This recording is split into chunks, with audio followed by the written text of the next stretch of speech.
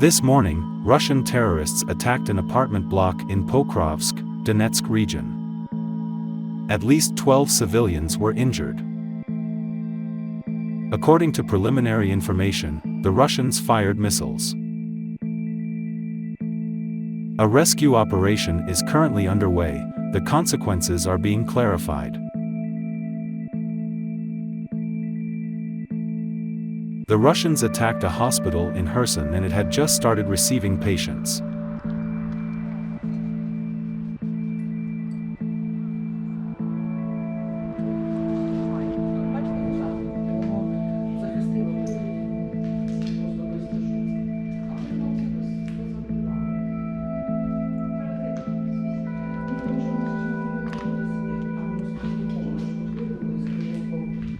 Kupiansk and about 20 settlements nearby were also struck.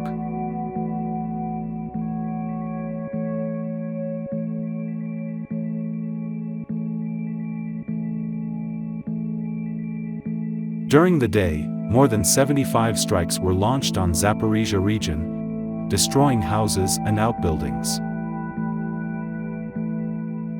The enemy fired MLRS, tube artillery, and used aircraft.